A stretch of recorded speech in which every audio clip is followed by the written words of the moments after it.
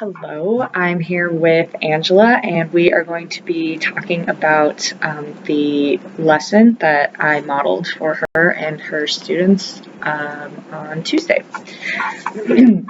Angela, thank you for coming. A few things I noticed that I was really encouraged by. The children really seemed to pick up on the vocabulary, of the handwriting house, and even H by the end of the lesson. He got there. He figured out why lives in main level and the basement, so that was exciting to see. I thought it was fun that L was discovering the alphabetical order of the vowels, and the pattern. That was really fun to see her brain in action. I'm grateful that you know your students very well and tipped me off to H maybe not being engaged in the lesson so much. So I had an idea to keep an eye on him, but also plan ahead for him. And give him his space. That's it doesn't have to be constant, but also okay, you pick whatever letter that was a few letters ahead so that he could kind of prepare so it's coming up. And you picked up on N's desire to sing the alphabet backwards. I was thinking, he's like, okay, we gotta go, we gotta get out of here. But you're like, I think he wants to sing it too. He's like, yes. That was great. As much as No, that was great. So, I noticed that, and L was gone for that final question about, that was one thing I wanted them all to notice, is that all of them have at least part in the main level, and you did a really nice job of jumping in with, because I kept trying the question. I was like, I'm not sure how to get this one across to them. And you said, how many don't have a part in the main level? And then the N was like, oh yeah, none of them. It's like, yes, that's what we were trying to get to. Yes, so that was lovely. How do you feel that it went? I think overall it went really well. I think one of the things that I noticed was her playfulness, and I have some pretty playful people in that group. Maybe in her class. You have a fun class. And I like how consistent you were with the language, that you insisted that they actually use main level, basement, attic, instead of just top, middle, and bottom.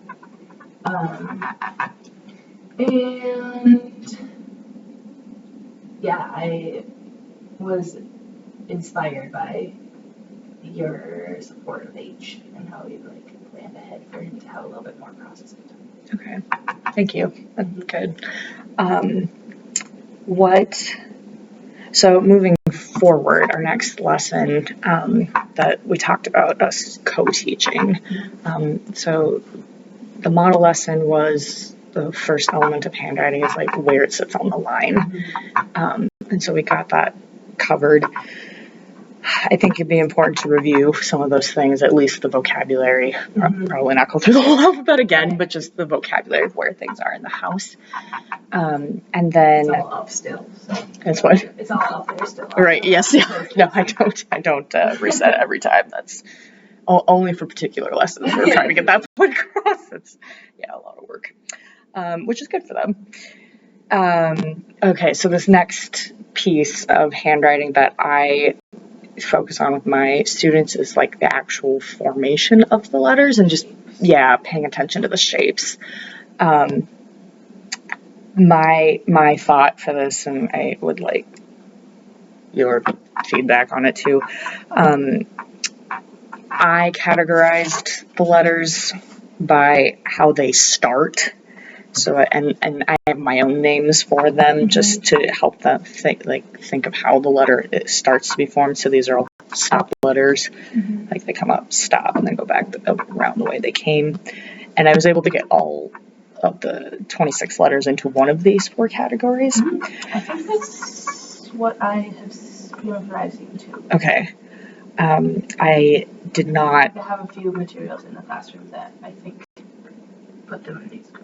Okay, well, and I made up these groups based on my own experience with the lowercase cursive alphabet, so if there's different ways of grouping, we can certainly go with that. And then for follow-up work, I was actually thinking, and this is a particular piece that's like, the children, I don't know what would be too much for them or actually helpful for them. There's like, the two thoughts I had was either like give them a few of the letters in each of my categories and see if they could categorize the rest of the alphabet. Find the rest of the letters, or just go through all the categories, or all the letters in each category, and then have them make their own categories based on, because some of them have different, and see what they come up with. And maybe give them that choice for follow-up work, because H maybe it'd be better if he had more of that structure at first. Yes, I think he could use structure, and he was fine. And the rest, well, I guess I'm not sure about the rest of them. Being able to come up with their own categories, and I put this letter in this category because of this feature of it. I think they could. Okay. I think. Okay. Well, we can try it, and if it doesn't work, then we go back to the drawing board. So, so as far as co-teaching the lesson today, as I review and then go into the categories, if we're going to give H time to okay, you sort this out for follow-up work, the rest of them, words.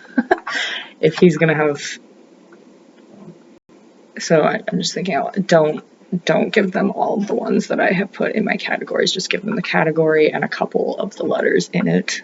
And they can practice writing those ones so that they kind of know what I mean by these are stop letters, these are hill letters, these are loops. And then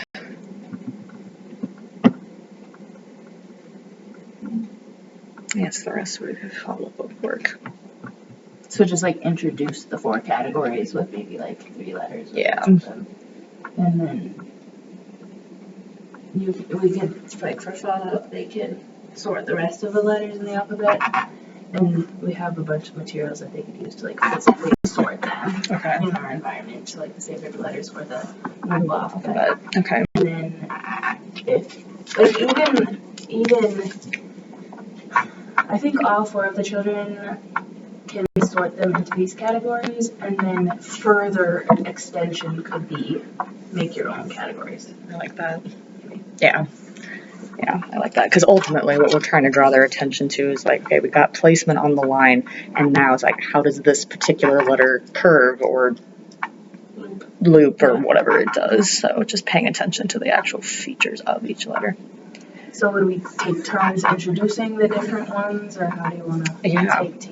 Yeah, let's do that. My only request is this one's my favorite category. Do it. So as long as I can do this one, then we could alternate. And then would it be better? I'm happy to do the review. Would you like to do the review? I can do the review. Okay, why don't you do the review, and then we'll dive into the categories. And then you do this category, and then I do this category. Yes. And you do this category, and I do this one. Yes. What do you call this one? This one I call curve up letters. I don't know. Yeah, I know. I was like, if there's more eloquent language, we can. I'll see if I I've seen them called. Okay. Well, and if you do, I will rewrite this, because I wrote it as thinking okay, which simplest to more complex, and that's why hence the arrows. There's one short loop, and all the rest are so tall. Yes, that is interesting. That is interesting. I wonder if L will make that connection. I wonder. Yeah, this is gonna be a great lesson. I'm excited.